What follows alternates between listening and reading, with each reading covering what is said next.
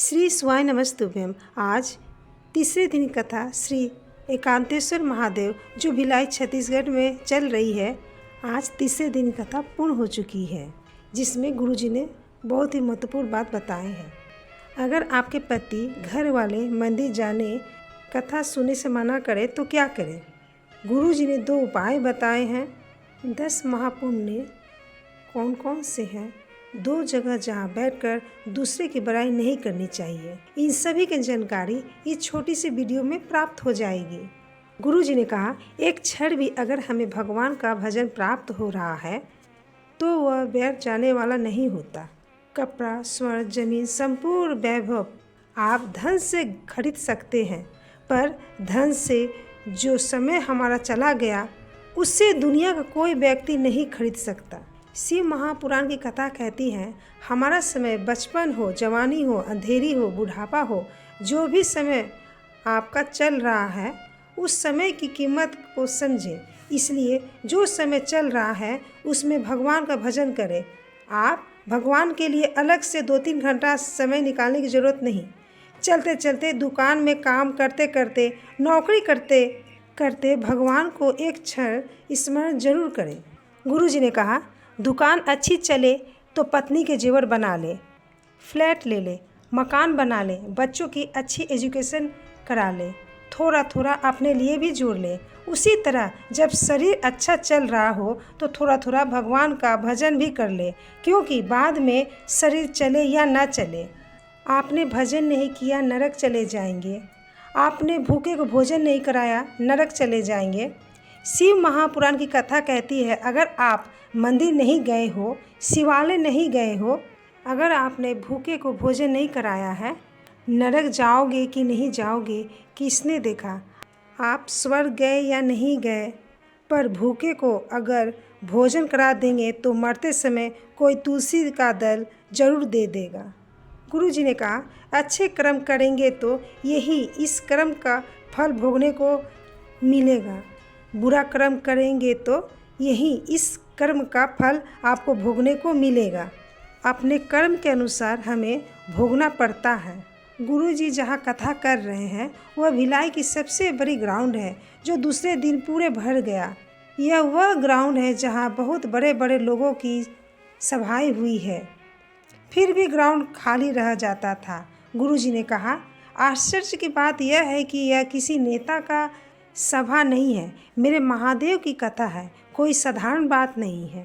गुरुजी ने कहा, अगर आपके पति मना कर दे, घर वाले मना कर दे, मंदिर में मत जाओ तो आप न जाए। किसी का दिल दुखा के शिव महापुराण की कथा में बैठ भी जाओगे तो कथा में मन नहीं लगेगा। पर आप हाथ जोड़कर निवेदन करें, मैं कथा में नहीं जाऊंगी, मैं मंदिर नहीं जाऊंगी, आप भी दारू के दुकान में नहीं जाना, तंबाकू गुटखा खाना छोड़ दें। गुरुजी ने कहा, कोई ज़रूरी नहीं आप मंदिर में घी का दिया लगाएंगे तभी महादेव प्रसन्न होंगे। ज़रूरी नहीं कि आप मंदिर में अगरबत्ती लगाएंगे तभी महादेव प्रसन्न होंगे। किसी के दुखी जीवन में उसके चेहरे पर स्माइल भी ला दिए तो भगवान महादेव प्रसन्न हो जाते हैं। गुरुजी ने दान के विषय में बताएं, अगर आप 1 रुपये का मंदिर में दान कर रहे हैं, आप 1 रुपया आप शिव महापुराण की कथा में दान कर रहे हैं, तो किसी से मांग कर कर्जा लेकर मत करें। जब महादेव आपकी झोली भर देंगे तब दोनों हाथ से भर भर कर दान दें। आप भगवान के दर्शन करने जाए तो भगवान के सामने अपने पड़ोसी से पैसे मांग कर दान ना करें। भगवान को बुरा लगता है, मेरे सामने खड़े होकर तू दूसरों से मांग रही है। गुरुजी ने कहा, संसार में ऐसा अच्छा नहीं जिसमें मंत्र की शक्ति नहीं, संसार में ऐसा कोई पौधा नहीं जिसमें औषधि का गुण नहीं, और संसार में ऐसा कोई मनुष्य नहीं जिसमें कोई गुण नहीं। परमात्मा भेजते हैं तो गुणवान बना के भेजते हैं।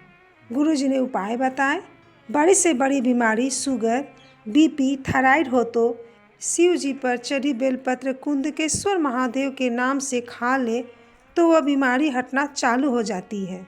गुरुजी ने कहा, दूसरे धर्म में जाएंगे तो हर धर्म का व्यक्ति कहेगा हमारा धर्म सबसे अच्छा। केवल एक सनातन धर्म का एक व्यक्ति ऐसा होता है जो अपने धर्म का ही हंसी उड़ाता है। कभी कभी वह भी कह देता, क्या होता है दिया जलाने से, क्या होता है शंकर जी पर एक लोटा जल चढ़ाने से। जो सनातन धर्म पर उंगली उठाए समझ जाए ये सनातन धर्म का नहीं दूसरे धर्म का है। शिव महापुराण में 10 पुण्य बताए गए हैं। 4 पुण्य मनुष्य वाणी के, 3 पुण्य मनुष्य के शरीर द्वारा और 3 पुण्य मनुष्य के मन से होते हैं। शरीर द्वारा पहला पुण्य दान करते चले। दान का मतलब ये नहीं कि आप कहीं भी धन को लुटा दें। जहाँ धन से लोगों की सेवा हो, प्यासे को पानी मिले, भूखे को भोजन मिले, तब दान की सही महत्वता है।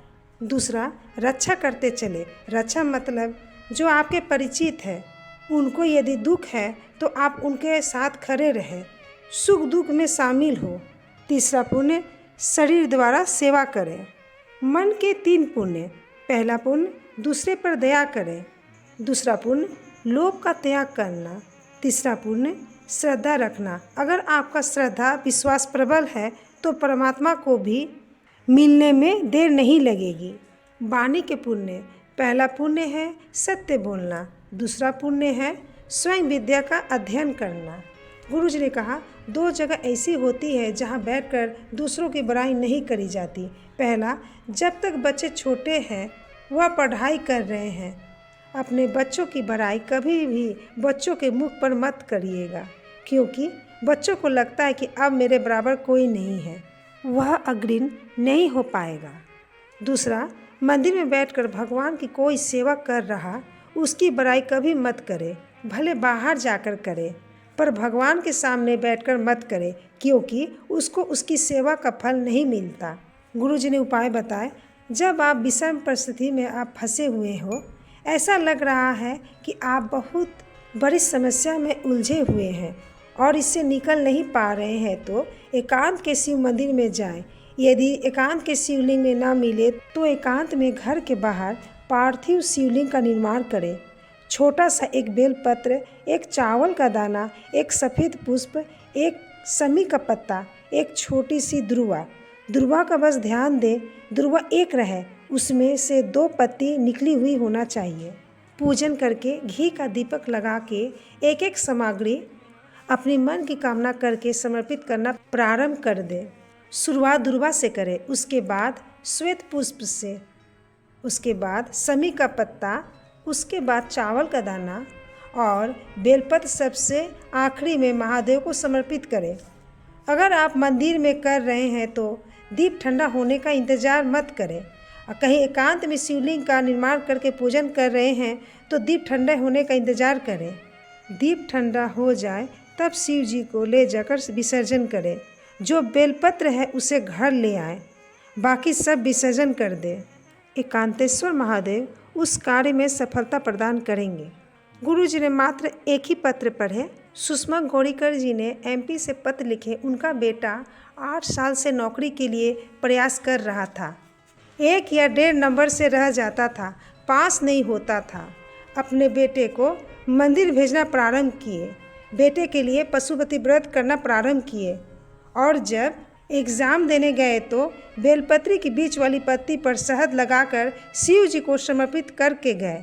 उनके बेटे का रेलवे सीनियर पोस्ट पर जॉब लग गई है, इसलिए कथा पंडाल में कथा सुनने आए। उम्मीद करते हैं आपको छोटी सी ये वीडियो जरूर पसंद आई होगी।